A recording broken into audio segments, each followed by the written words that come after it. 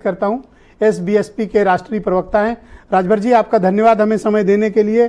69,000 पर फाइनली परिणाम आ गया है हाईकोर्ट की तरफ से और आदेश कर दिया गया है कि नई मेरिट लिस्ट बने। आपकी पार्टी क्या ओपिनियन रखती है? और आप तो शुरुआत में इन लोगों को काफ़ी भला बुरा कहते थे, 69,000 शिक्षक भर्ती वालों को। अभी क्या आपकी राय बदली या ये वही लोग हैं जो जिनके बारे में आपकी पूर्व की कोई ओपिनियन थी? देखिए विजय जी, यह मसला बहुत गंभीर है। 4.5 साल लगातार संघर्ष हुआ और मुझे बताने की जरूरत नहीं है, आपके चैनलों पर हजारों ऐसे वीडियो पड़े होंगे जिन वीडियो के आधार पर आप देखेंगे तो बहुत मुखरता से जो माननीय उच्च न्यायालय ने कहा, सेम वही बात माननीय ओम प्रकाश राजभर जी और सुहेलदेव भारतीय समाज पार्टी ने कहा। और इसी आधार पर पिछड़ा वर्ग आयोग ने भी इस बात को प्रमाणित किया कि हाँ, 69,000 शिक्षक भर्ती में गड़बड़ी हुई है। इसको नई सूची बनाने के लिए सरकार को हाई कोर्ट में अपने महाधिवक्ता को खड़ा करना चाहिए। 4 बार माननीय ओम प्रकाश राजभर जी इनके प्रतिनिधि मंडल को, विभिन्न जो इनके सहयोगी आते थे उनको ले जा करके माननीय मुख्यमंत्री जी के साथ बैठा करके विमर्श करते थे कि इसका रास्ता निकाला जाए ताकि नौजवानों को न्याय मिल सके। और मैं तो हाईकोर्ट के फैसले जो आए उसका तो स्वागत खुले मन से किया, इस बात से कि लंबे समय के संघर्ष के बाद मुकाम हासिल होने वाला है।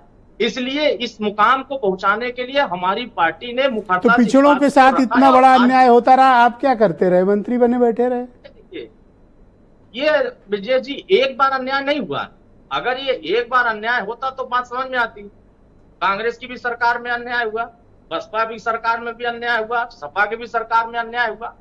जो भी सरकारें बनी, विषय वह नहीं है। अनुच्छेद 16(4) में अगर आप देखेंगे तो पिछड़े और दलित को आरक्षण देने के तहत ही तमाम नौकरियों में भागीदारी की बात। आप 2013 का एक उदाहरण उठा के देखिए। 3 अक्टूबर 2013 में इलाहाबाद हाईकोर्ट ने एक आदेश पारित किया था। यही फैसला, जैसे आज फैसला आ रहा है वैसे ही फैसला 2013 में आया कि ग्रुप ए की भर्ती में यादव अपनी आबादी से ज्यादा आरक्षण का लाभ ले लिया, इनकी आरक्षण को रोक लगनी चाहिए।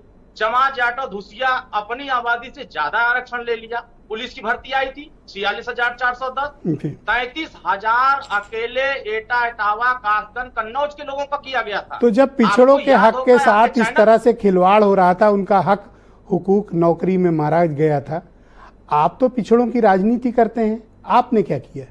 आपने इनकी लड़ाई क्यों नहीं लड़ी? हमारे विजय जी, अगर हमने इनको सही रास्ता नहीं दिया होता तो शायद आज मुकाम हासिल नहीं होता। आपने रास्ता दिया? हम लोगों ने इनको हमने प्रमुख कैसे? देखिए कैसे थोड़ा बताओ। 2017 में जब हम लोग सरकार 2017 में शामिल हुए, इनके प्रतिनिधि मंडल हमारे कार्यालयों को घेर लेते थे, लेकिन किसी दूसरे मंत्री के यहाँ जाते थे तो कोई मंत्री बाहर निकल करके भी नहीं जाता था। लेकिन तत्कालीन माननीय ओम प्रकाश राजभर जी मंत्री होते हुए इको गार्डन में जाकर के इनकी बात को सुना, पत्रक लेकर के माननीय मुख्यमंत्री तक पहुंचाया कि हाँ, इनकी ये समस्या, इसको दूर करना चाहिए। क्योंकि हम तो बीजेपी सरकार का कोई मिनिस्टर इसकी बात नहीं सुनता था, सिर्फ आप अकेले सुनते थे? नहीं, देखिए सबसे बड़ी बात है ब्रिजेश जी, बात पहुंचानी चाहिए। सच बात, अगर ये हमको चिट्ठी दे रहे हैं, तमाम एविडेंस दे रहे हैं, तो उस एविडेंस अच्छा, इस बात का कोई रिग्रेट है कि पहले जो आप इनके लिए अपशब्द बोले थे, आपकी पार्टी के कुछ लोग या अध्यक्ष, वापस लेंगे अपने शब्द? कोई अपशब्द नहीं बोला। देखिए ब्रिजेश जी, अगर इन विषयों पर जाएंगे, अब शब्दों पर बहुत सारे लोगों ने बहुत कुछ कहा, नहीं स्पेशली इनके लिए कहा था, तो अभी आप रिग्रेट फील कर सकते हो? ये बड़प्पन होता है? नहीं, बिल्कुल नहीं, ऐसा कुछ नहीं है। हमने धन्यवाद, बहुत शुक्रिया आपका। मैं विजय यादव जी को आमंत्रित करता हूं। धन्यवाद, बहुत शुक्रिया। धन्यवाद राजभर जी। लड़ाई हमेशा लड़ते आए। विजय यादव